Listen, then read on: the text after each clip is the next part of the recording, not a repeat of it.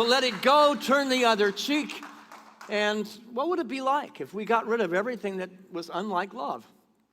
What if today you let go of every block, of every wall, of every thought, of every notion you've ever held that kept you from experiencing love? Not another from experiencing love, but you. Take a breath. That requires a lot from us, doesn't it? It requires a great deal from us, but I believe in who you are, and I believe you have the power, the strength, the courage to do that, to really this be the Sunday, this be the Advent season, this be the holiday season where you really let it go. In fact, go like this with me. You know what it is. Nobody else needs to know. Don't throw it on the person next to you. Throw it out the windows. We don't need it. This time of year, I like to go when it comes to the candle of love and the idea, the divine idea of love that we are all created in and as. I like to go to the Older Testament. You know, what's happening at this time of year, whether it happened in December or August, makes no difference. It's a foretelling. We got to go back to the older scriptures. The Hebrew scriptures cannot be separated from the newer scriptures. The Gospels need the Hebrew scriptures. And in fact, there are those that say that the Gospel writers simply wrote what they needed to write in order to fulfill somebody else's vision. I don't know about that, but I do know that the book of Isaiah talks a whole bunch about the Advent season and what is necessary. So we're going to talk about that today from the from the book of Isaiah. Let's put the first quote up there. Let's read this together. The wolf will live with the lamb, and the leopard will lie down with the young goat. The calf and the young lion will feed together, and a little child will lead them. Now that's not Tom Wolfe we're talking about there, but it is the wolf. It is a clear indication that power structures will go away. Greater than and less than, those who have the power and those don't have the power. Those are the haves and the have-nots, that is going to be a paradigm that is broken down. This is an indication that we cannot and will not be defined by better than and less than, which is the cause of all suffering. So during this Advent season, clearly in ancient scriptures, they're talking about a new consciousness that's going to be born onto the planet, and a little child will lead them. How many people remember the innocence and the purity and the awe and the wonder you had as a child? When was it you forgot that? That was probably the moment of forgetting, and then another forgetting and another forgetting, where we began to add layers onto the love that we were created in. Well, we're just reversing that process, so I want you to crawl into your 4-year-old skin, your 8-year-old skin. You know, the very child, the consciousness, the man that we celebrate at this time of year said what? We must become like a... Try to contain your... We must become as a... to enter the kingdom of heaven. What is the kingdom of love? It's the complete and total awareness of love in, through, around, and as all creation. That's it. So the consciousness that we're celebrating is the breaking down of these power structures. Look around the room, there's only one of us here. There is not one person in this room better than another. And then take that energy and spread it around this earth. There is not one person, one religion, one political party better than another. The mud that we're slinging at each other in a place of duality does not have a place in a unity church, and it does not have a place in the consciousness of the Christ awareness. It does not have a place in love. It does not have a place in Advent. Children, I don't know about you, but kids will come up with the smartest, most wonderful things, and I think, why didn't I think of that? I'm the guy standing at the podium, but the kids said this. A group of professional people posed the question, what does love mean? Anybody ever ask yourself that question? I hope you ask it every day. What does love mean? How does love show up in me today? What is the act? What is the word? What is the thought? What is the energy I can bring today that brings a greater capacity for the world to know love? Well, this question was posed to a group of 4 to 8-year-olds. And the answers they came up with were far more profound than anything any minister ever came up with. Simple in their nature, but profound and deep in their content. So today we're going to take a few of those answers, and we're going to explore them on this third Sunday of Advent, how they might be relevant to the breaking down of the power structures that exist today. Are you with me? And if you're not as a 40-year-old, be a 4-year-old. What does love mean? Rebecca, age 8, next slide please, said this. Let's read it together. When my grandmother got arthritis, she couldn't bend over and paint her toenails anymore. So my grandfather does it for her all the time even when his hands got arthritis too. That's love. You have heard me say over and over and over again from this platform, and those of you who are checking in for the first time online, you may not have heard it, but get ready because I say it a lot. Service is the highest form of prayer. Service to another human being is the highest form of worship. Service is the highest form of knowing God as love, plain and simple. All the rest of what we do here is commentary on that. How am I being called to do something for another human being, to serve someone with no expectation of anything in return? That's agape love, unconditional love. That's what's born during the Advent season by right of our consciousness and knowing I'm here to be a servant, to love, to serve, and to remember, as we're going to sing later on. When I am doing that, I am living as the ambassador, the testimony, the energy of God in form, in action. No one is in a body by accident. Nobody's in the life iteration that you are by accident, but you are the right person at the right time to bring the right amount of love. And you're either cooperating with that or you're not cooperating with that, plain and simple. You're either getting up every morning and saying, what would love do as me today? Or you're saying, what can I get today? And during the Advent season, both those energies exist. What can I get? Or what can I give? I'm saying love will be born on the energy of what can I give? Unconditionally, without reservation, without judgment. You see, we teach in the Unity movement there is no competition for the love of God. That is an old paradigm that needs to die under our watch. A God that loves today but is upset with you tomorrow. A capricious entity that does not exist in the Unity movement. A God that loves these people but not these people. I hate to tell you, but you've been chosen. There's no wiggle room. You are the chosen people. Everybody online watching, everybody in the room has been chosen. The Jews, the Christians, the Muslims, the atheists. Every one of us is chosen to be the candle of love. And until we get that, there won't be peace on the planet. There's not going to be peace on this planet. Atiba lives. Somebody said amen. We're going to carry that legacy. Until that lives, there's not going to be peace on the planet till there's peace among the religions. And there won't be peace among the countries until there is peace between the political parties in our country.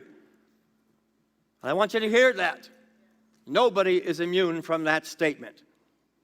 As one who tries desperately to stand in the middle and to build a bridge, man, sometimes I get pulled left and right.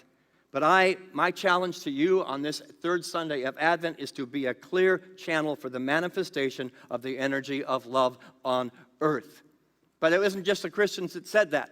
I like to go to more ancient traditions. Let's go to the Bhagavad Gita, the sacred writings of Krishna and Arjuna from the Hindu tradition. Can you all read that? We're going to take it little paragraph by little paragraph. The first one together. At the beginning, mankind and the obligation of selfless service were created together. Pause there for a minute. You were created in the image and after the likeness of selfless service, which is love.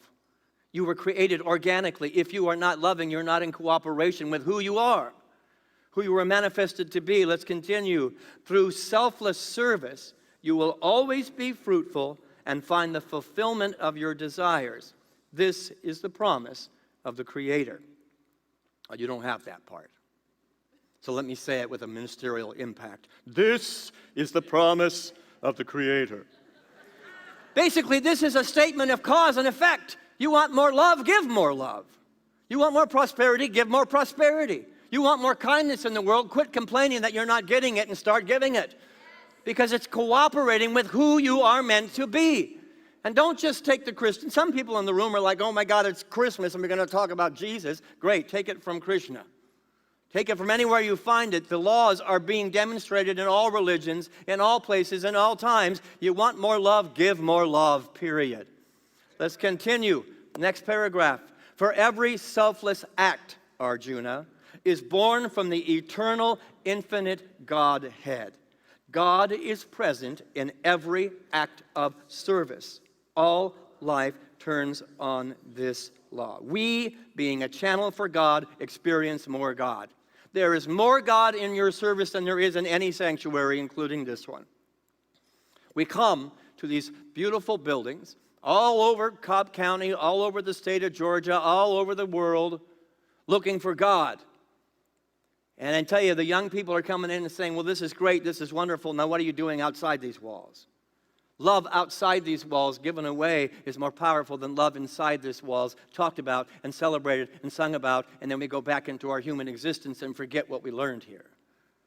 You want more God in your life? By whatever definition you give of God, start giving God away. Start being God in form. Start being the Christ. Start being the Atman, as they say in the Hindu tradition, and then go give it away.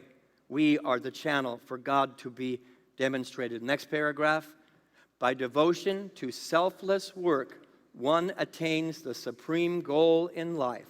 Perform all work carefully, guided by compassion. What is the supreme goal in life? Call it out. What is your supreme goal? Love, kindness, joy. Put all those ideas, all those divine together, and in one form or another, it's enlightenment.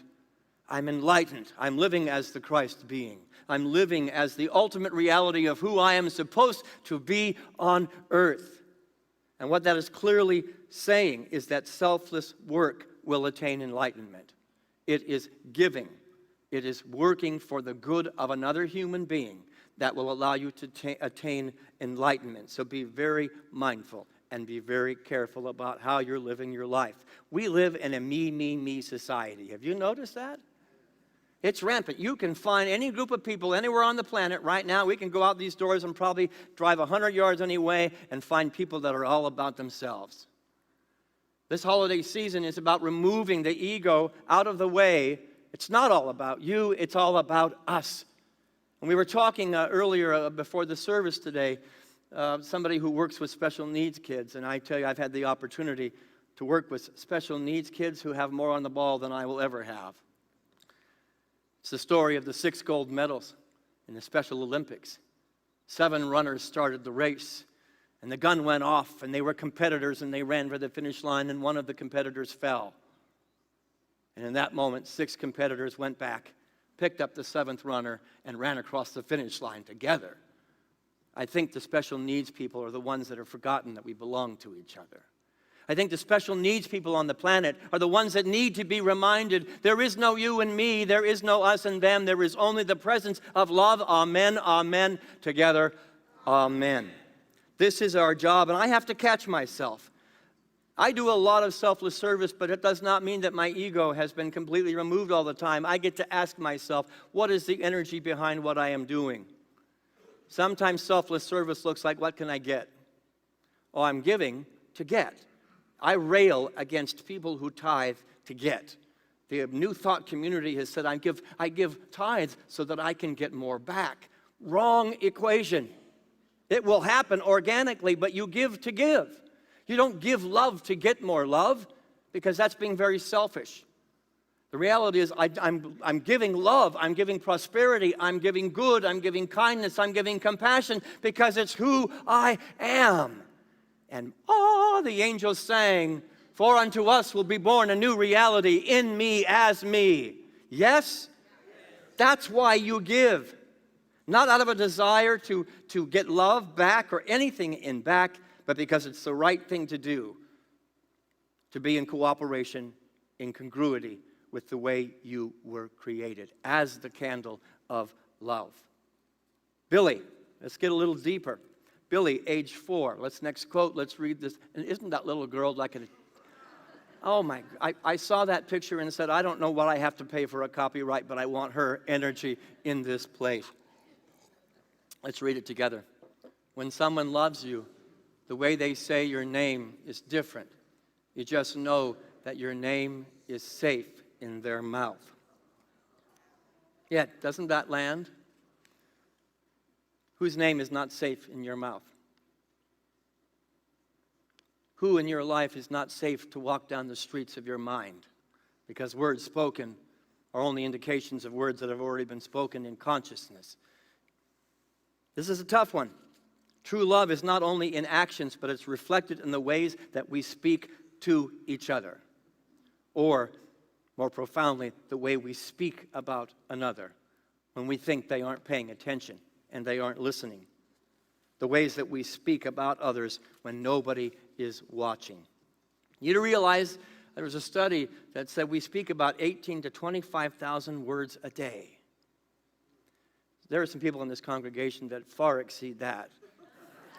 I might be one of them, I don't know. All I know is as an introvert, after my 25,000 words in the sermon, I go home and I crash. I want to ask you today, how many of your words are wasted in unloving ideas? How many of those words are tossed into the fire of unkindness? When thinking, I have to examine myself. How do I talk about people when I think nobody's listening? And I get to ask myself, I had a situation many, many years ago when I was not enlightened. I was in a restaurant, just come from a church service, having a wonderful lunch with some friends.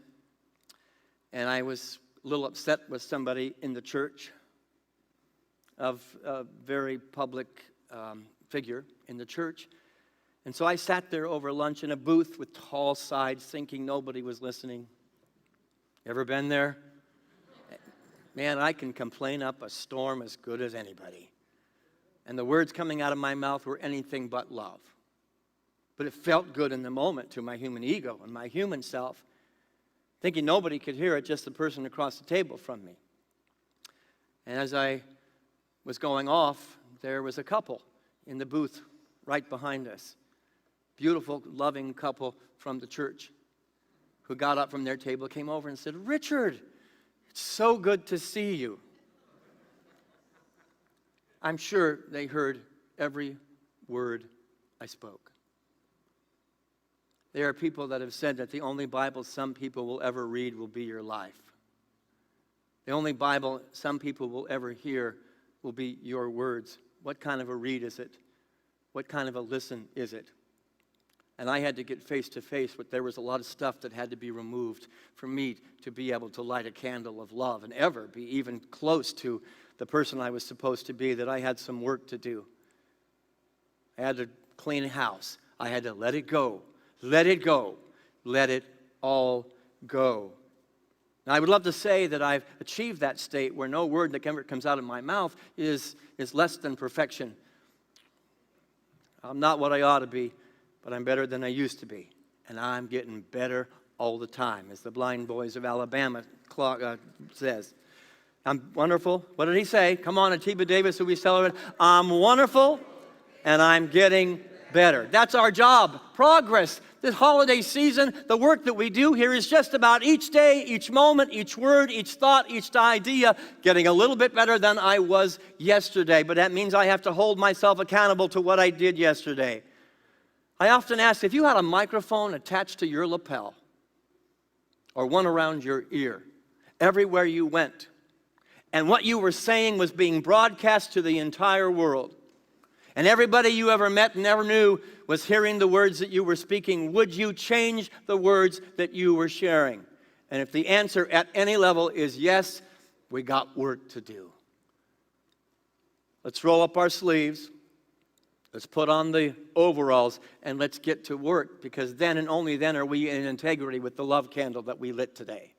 Then and only then are we in congruity with the child and the consciousness that has called us to let everybody be safe in our mouth. Everybody's name, everybody's heart, safe on our mouth, and everybody is safe to walk down the streets of our consciousness. Yes? From James chapter 3, verse 5. James is one of my favorite books in the Newer Testament. We read it together. A word out of your mouth may seem of no account, but it can accomplish nearly anything or destroy it. It only takes a spark, remember, to set off a forest fire. A careless or wrongly placed word out of your mouth can do it. There have been consequences for the words I have spoken, good, bad, and ugly. And I'm glad they made their way to my doorstep, because it made me more of who I am. Red-faced, yep. Embarrassed, yes. And thank God the people held me accountable and held me to a higher standard of what love can be. That's why I want to pay it forward. I will hold you to the highest standard, because I know you to be the energy of love. A little story that I first heard when I was leading the Uniteens here. Middle school kids. Man, you want to go be held accountable? Go hang out with middle school kids. Cobras, cut out the bull right away. In a small German village, a woman differed with her minister and became so angry that she began spreading ugly rumors about him around town.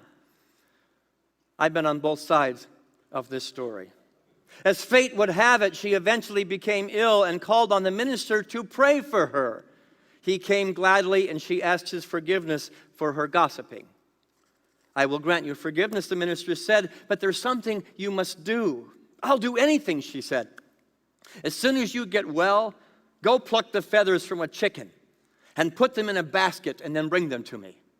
And she did that. When the woman got well, she did exactly what the minister had requested and presented the basket of feathers to him. You did well, the minister said. Now, take this basket of feathers and scatter them in the corners of the marketplace. And from the towers of the church, scatter them throughout the town, and then return to me. So the woman did just that. She walked from one end of the town to the other, scattering the feathers. And then she returned to her pastor. I have done as you have asked. Very well. Now, take your basket and collect all the feathers, and make sure not one is missing. But that's impossible, she said. The wind has carried many of them far, far away. And so it is with your words, the minister said. While I have gladly forgiven you, do not forget that you can never undo the damage your untrue words have done. We are the product of every word we've ever spoken. Whether it be in a restaurant booth when we think nobody's listening, I've paid the price of that. Or whether it be leaving a church service and a disagreement with what I have to say, I've been on both sides of this equation. Maybe it's karma. Maybe it's karma coming home to roost. All I know is no matter what side of that table I'm sitting on, mine is to be the capacity to have love at a higher way, a higher place. Charles Fillmore said that you want to cure all the ills of humanity, sit down for 20 minutes every day and forgive everybody everything. So standing in a minister's suit, I get to forgive everybody everything. But most especially, I need to go back to that booth and forgive myself for the unkind words that I spoke that were not true by right of the individuality of the Christ expressed as the person I was talking about. Sit with that today. Take a deep breath. And let's see what the next child has to say. This is Bobby, age 7. Together, love is what's in the room with you at Christmas if you stop opening presents and listen. That's what I said. I have the words on my show. Somebody said, wow. I went, wow. So beyond our actions, beyond our words, beyond the busyness of this season and of our lives, love is more powerful in the spaces. Breathe.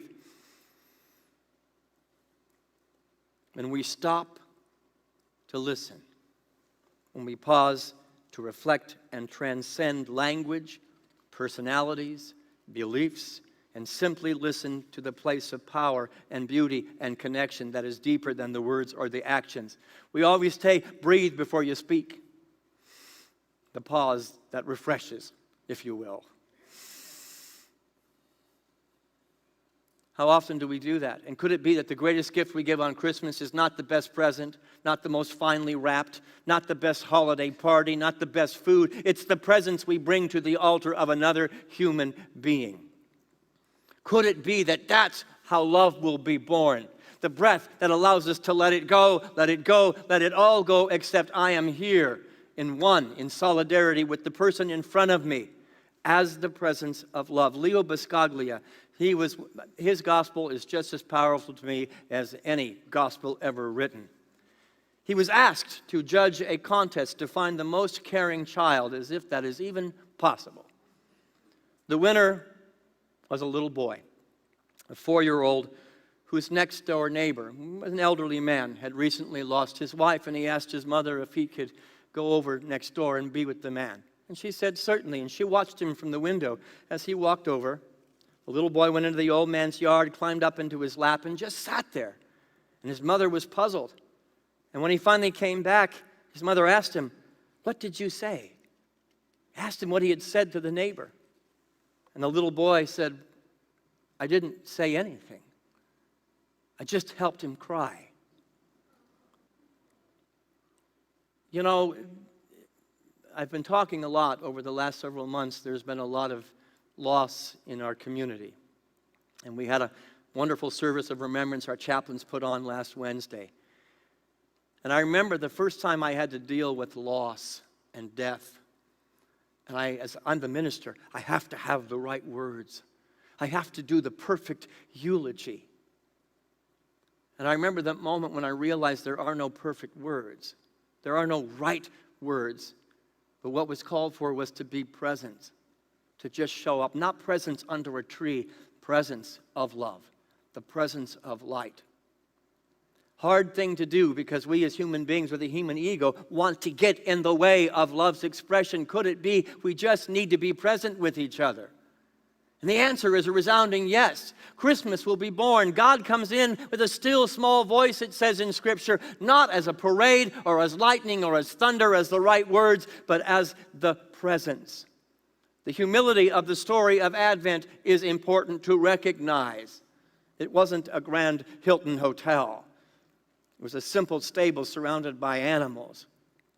Maybe we've overcomplicated the season, and we've overcomplicated love, and we've overcomplicated God, and we've overcomplicated theology to the point that we've forgotten all the stuff that needs to be let go of.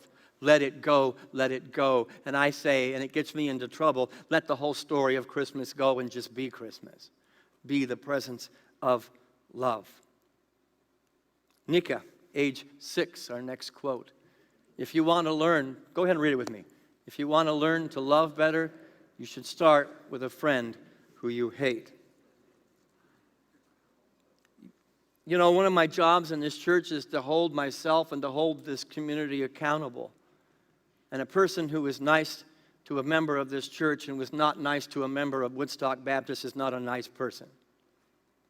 A person who is nice to your sister and your brother but not nice to the waitress is not a nice person. The person who is nice to their parents but not nice but is rude to the clerk at the store is not a kind and loving person. A person who is kind to their family but is not kind to the homeless beggar is not a kind person. Jesus said, love your enemies. The person who can love those who you agree with but cannot love the person who disagrees with you, you're a sham. Your love is a sham. My love is a sham. If I can't love the person I was sitting talking about in the restaurant booth, then I've still got work to do. So what is blocking you from loving your enemy? Find that block. To seek out everything within your heart that is a block to the love and let it go. Give it up. Release it. Now, a series of quotes as I begin to wind up. And the band, give me about 2 minutes and then go ahead and come on up.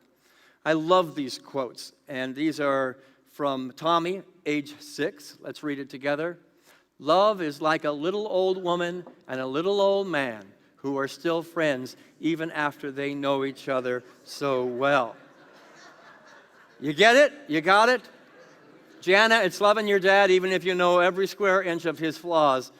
But guess what? It goes the other way around. Next one.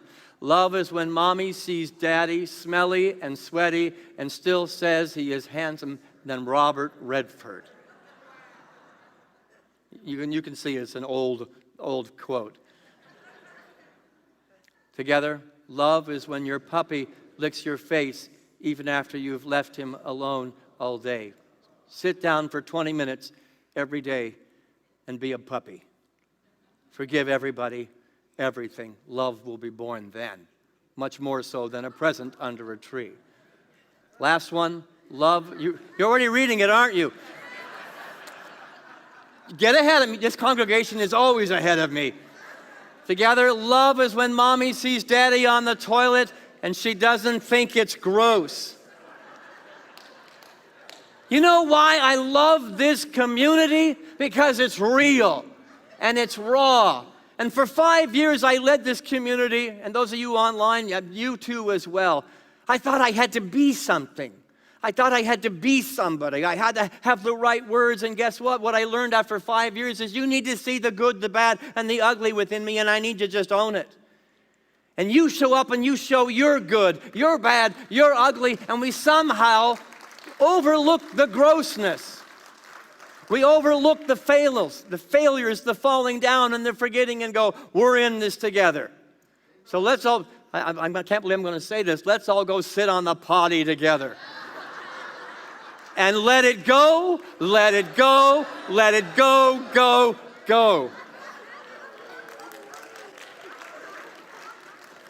We are going to bump heads. That's why we come together. We're not here just to have puppy dogs and rainbows and everything sweet and wonderful. We're here to grow. And I told somebody recently at a party, one of two things happens when you come into this community. You either grow or you run screaming out the back door and never come back. And I want to say on this Advent season, I celebrate the growth that's represented in this room. That's not afraid to see a minister who's human, who's not afraid to see the person next to you who's got all the flaws and still thinks that you're as handsome as Jesus, that you're as beautiful as Jesus, because that's the work we do here. You are the Christ. You are the love of Christmas. And ours is to remind each other, not just on a cushion for 20 minutes, but when you walk into the room and somebody does something you don't like. I love you. I don't understand you. I was at a party for Chet Bertoli's 75th birthday yesterday. He is the most liberal-minded person I've ever met. He makes my head spin. And his closest buddies and friends celebrated him, and they're about as far right as you can get. They don't agree on most things politically, but what I see is a brotherhood and a love that transcends politics, that transcends differences. That's what we do in community, and we need to remind ourselves and hold ourselves accountable that it's not always going to be pretty, but you are as handsome as the Christ because you are the Christ. A little music, and I'll leave you with a final quote, and then I'm going to invite Danielle to lead us into meditation.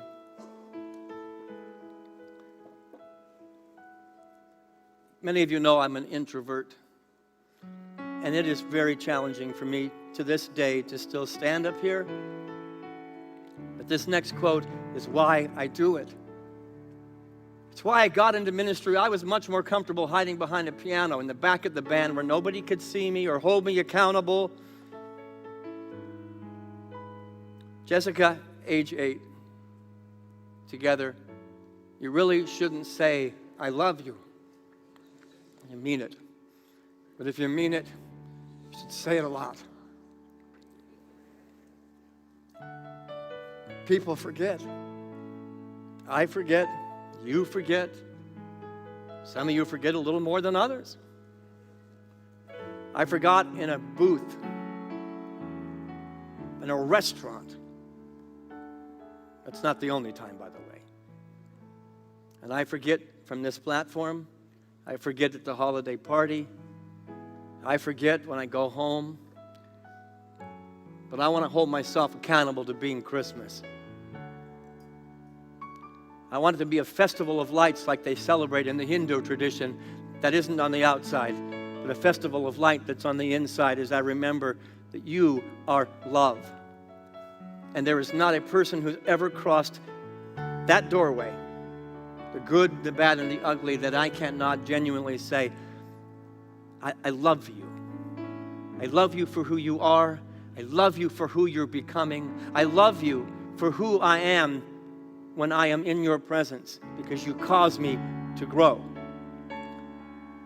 All the pageantry of Christmas is a waste if we cannot say to each other honestly and sincerely every time we get the chance, Liz Castledini, I love you.